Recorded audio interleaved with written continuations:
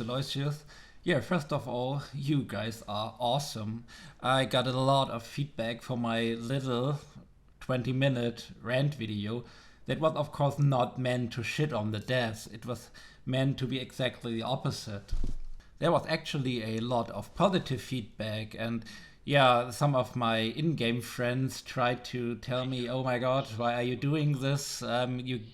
You be prepared for a lot of downwards," and the opposite happened. And I wasn't that surprised because I saw that the tone in the discussions had changed a bit. A lot of players recognized the same problems.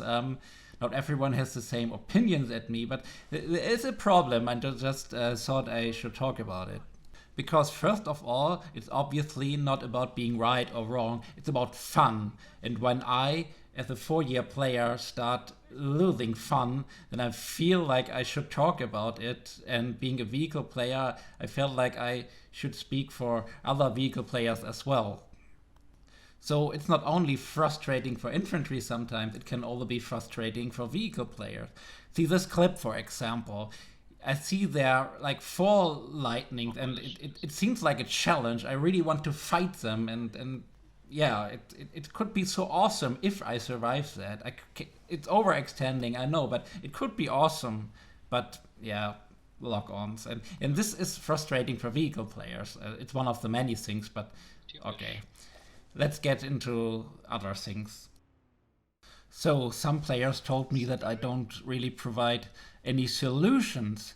The reason is that making a game is a very, very complicated process, and I am not a developer. All I can do is provide feedback. There's so small things that have a huge impact. I don't have the information about financial situations. I don't have the information about the team, what they are planning as well. I mean, one thing I suggested is to move the rocket launcher of the heavy assault to the utility slot, so they have to decide medkits or rocket launchers. But rocket launchers are one of the best selling things in this game. They put food on the table for the devs, they pay their rent, you know.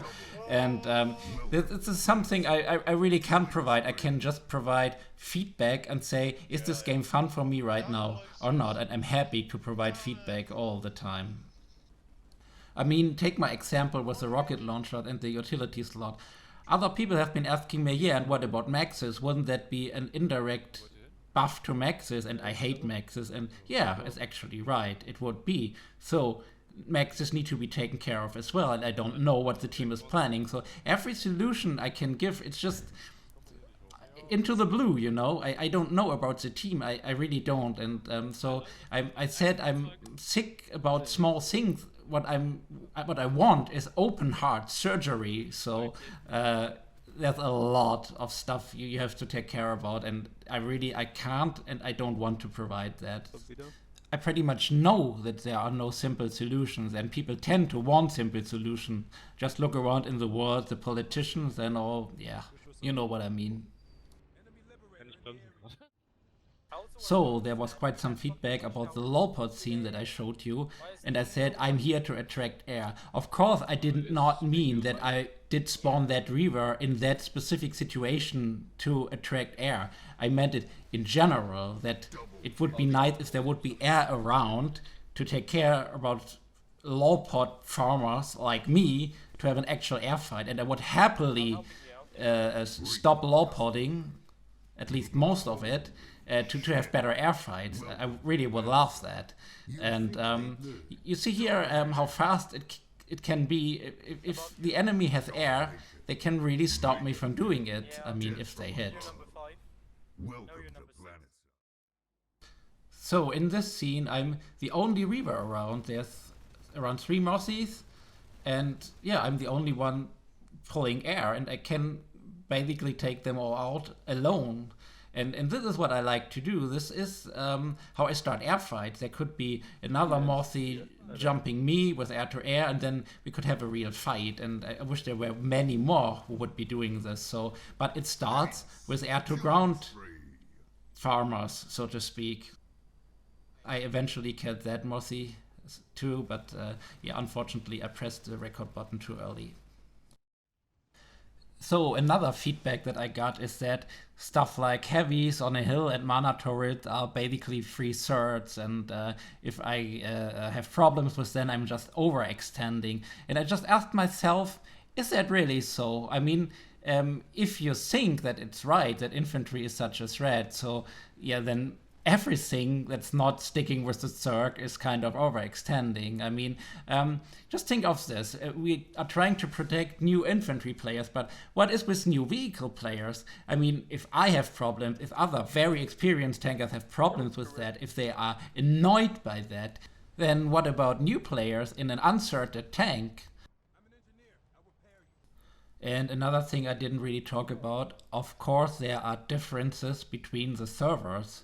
Lately, I had the experience that I think there were slightly more vehicles on Miller and Emerald as well when I was playing there.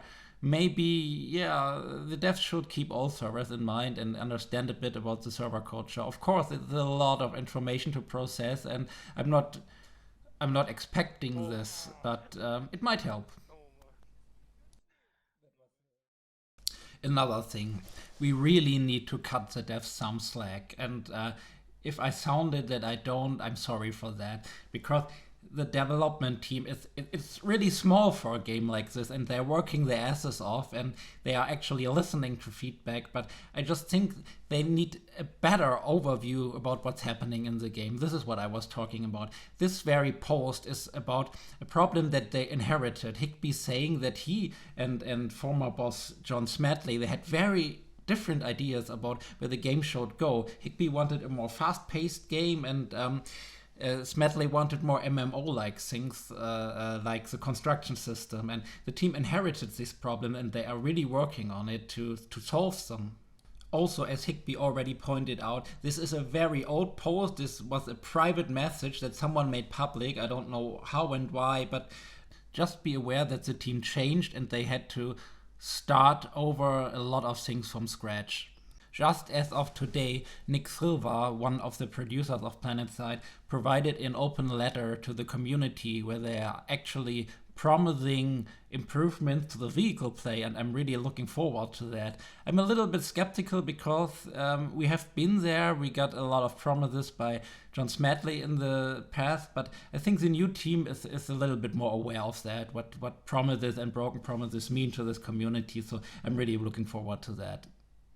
So, last but not least, I want to thank you all for all the views, for all the likes, for all the subscriptions, also for the constructive criticism on my last video, on my other videos, and yeah, this time I won't forget the bonus Timmy.